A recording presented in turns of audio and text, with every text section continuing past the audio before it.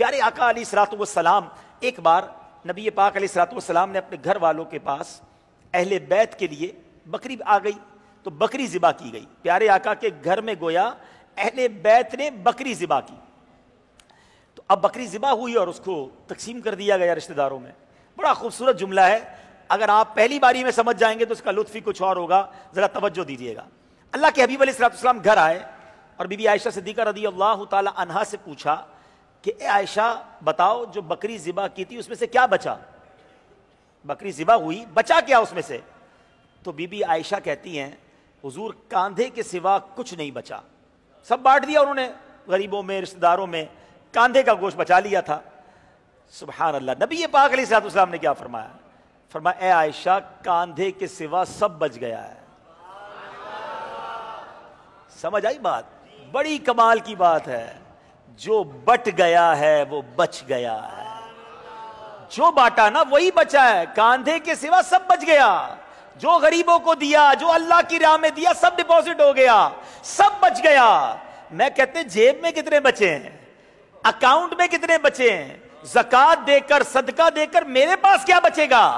میرا آپ کا ذہن یہ ہوتا ہے, اللہ والوں کا ذہن یہ ہوتا ہے جو بٹ رہا ہے وہی بچ رہا ہے, جو اللہ کی راہ میں جا رہا ہے وہی ڈپوزٹ ہو رہا ہے. یہ سمجھنے کی بات ہے. اللہ کرے یہ ذہن بن جائے. بعض لوگ بڑا گن گن کر خرچ کرتے ہیں, کہ کبھی جاؤ نا کسی کے پاس, یار اللہ کی راہ میں خرچ کرو بھائی, ہم نے زکات دے دی رمضان میں, اگلی رمضان میں آنا ہے. مسجد کی تعمیر ہو رہی ہے بھائی, ہم نے جتنے دینے تھے دے دیے, ختم. اسٹاپ نہ لگاؤ. بتاؤ نا جو دکاندار ہیں بیٹھے ہوں گے یہاں پر, آپ کا ₹1,00,000 مہینے کا خرچہ ہے, 4-5 تاریخ کو کتنا کاروبار ہو گیا کہ ₹1,00,000 پورے جمع ہو گئے. آپ تالا لگاتے ہو دکان کو کہ چلو بھائی اب نہیں کرنا, اگلے مہینے پھر آئیں گے, اس مہینے کا تو اللہ نے دے دیا. بندہ کہتا نہیں اور آنے دو, دکان تو کھولیں گے, روز کھولیں گے, زیادہ آنے دو. آنے والا راستہ بند نہیں کرتے تو جانے والا کیوں بند کرتے ہو؟ حدیث پاک کا مضمون ہے اے ابن آدم گن گن کر خرچ نہ کرو ورنہ وہ رب کریم بھی تمہیں گن گن کر عطا فرمائے گا.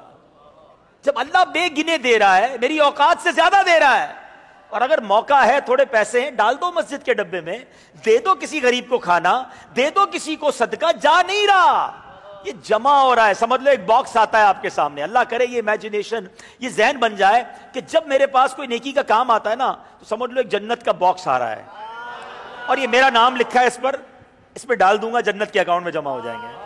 تو پھر کبھی بھی دیتے وقت غم نہیں ہوگا, ارے میرے ہی تو اکاؤنٹ میں جا رہے ہیں, میرے لیے ہی تو ڈپوزٹ ہو رہے ہیں. آپ دیتے رہو گے کہ برے وقتوں میں, پریشانی کے وقت میں کام آئے گا. صلو علی الحبیب صلی اللہ تعالی علی محمد. مجھے اپنی اور ساری دنیا کے لوگوں کی اصلاح کی کوشش کرنی ہے.